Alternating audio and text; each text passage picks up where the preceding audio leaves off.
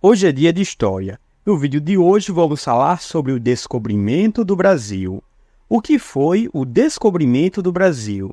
A história tradicional diz que o descobrimento do Brasil foi um momento em que os portugueses chegaram ao Brasil em 22 de abril de 1500. Vamos repetir.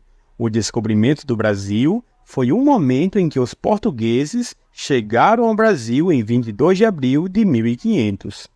Esses portugueses incluíam o navegador Pedro Álvares Cabral e seus navios com homens. Por que Pedro Álvares Cabral e seus navios com homens saíram de Portugal?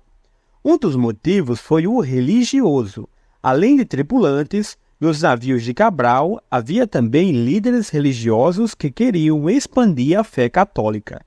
Mas o motivo mais importante que levaram os portugueses a sair pelo mundo em busca de novas terras foram questões econômicas, em destaque as especiarias. O que são especiarias?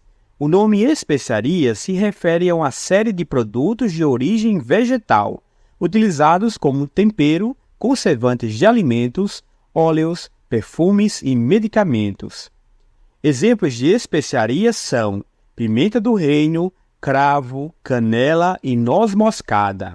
Talvez você tenha algumas dessas especiarias na sua casa, e até hoje elas são usadas na preparação da nossa comida. Por que alguém ia se interessar por essas especiarias? Porque elas valiam muito dinheiro na época. Com elas, alguém poderia pagar impostos, pagar serviços, fazer negociações, elas até serviam como moeda de troca. As especiarias não eram naturais da Europa, por isso, não era comum ter especiarias nesse continente. Assim, elas valiam ainda mais, e quem tivesse uma grande quantidade de especiarias podia facilmente ficar rico. Onde alguém poderia encontrar essas especiarias? No continente asiático, como por exemplo, na Índia. Então, foram organizadas algumas viagens para que as pessoas trouxessem especiarias até Portugal, para que assim houvesse um comércio de especiarias. Os portugueses compravam as especiarias a um preço baixo na Ásia e as vendiam a um preço muito, mas muito alto em Portugal e na Europa. Um navegador chamado Vasco da Gama já tinha feito essa viagem até as Índias e havia trazido muitas especiarias, o que fez com que Portugal ganhasse muito dinheiro. Agora, o rei de Portugal resolve mandar um navegador chamado Pedro Álvares Cabral com 13 navios compostos por cerca de 1000 homens. As embarcações carregavam canhões e tropas de artilharia e infantaria. Os portugueses estavam dispostos a fazer qualquer coisa para se estabelecerem como parceiros comerciais dos governantes da Índia. Os portugueses sabiam da existência do território do Brasil? Por meio de documentos importantes como o Tratado de Tordesilhas e relatos de navegadores importantes como Cristóvão Colombo, era evidente que os portugueses já sabiam da existência do território que conhecemos como continente americano, o que inclui também o Brasil. Repetindo, os portugueses já sabiam da existência do território que conhecemos como continente americano, o que inclui também o Brasil. Como foi a chegada ao Brasil? Como Vasco da Gama já havia realizado uma viagem às Índias, ele compartilhou com Cabral sua experiência e as técnicas necessárias para realizar a rota. Cabral e seus homens saíram de Portugal em 9 de março de 1500.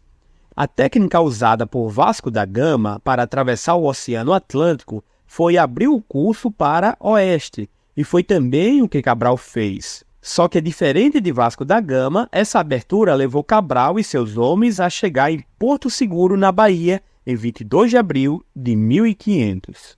O termo descobrimento é correto? Os historiadores questionam o termo descobrimento para aquela ocasião de 1500, porque para haver um descobrimento seria necessário, primeiro, que os portugueses não soubessem da existência daquela terra que viria a se chamar Brasil.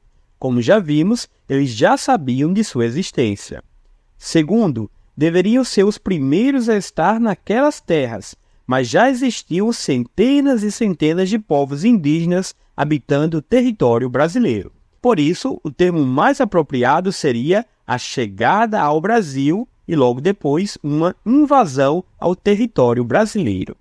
Eu tenho uma excelente notícia para você, professor ou professora de História, e também para você que é aluno ou aluna. Primeiramente, para os professores. Na descrição desse vídeo há um link para uma apostila com mais de 100 atividades de História, com gabaritos e textos auxiliares. Por que seria bom você, professor ou professora, adquirir essa apostila? Primeiramente, a vida de professor é muito, mas muito atarefada, fazendo correções de provas, de trabalhos, fazendo registros, preparando planos, etc. Eu, pessoalmente, gastava muito tempo procurando material didático de qualidade para daí elaborar uma aula, sequência didática e também atividades. Com essa apostila, você vai ter tudo isso das suas mãos sem esforço nenhum. Então, clique no link para dar uma olhada nesse material. Na descrição há também links para excelentes aparelhos eletrônicos custo-benefício para você organizar todo o seu material digital e organizar sua caderneta online. Para você que é aluno, também há links especiais com os melhores materiais escolares, como estojos, canetas, marca-texto e muito mais.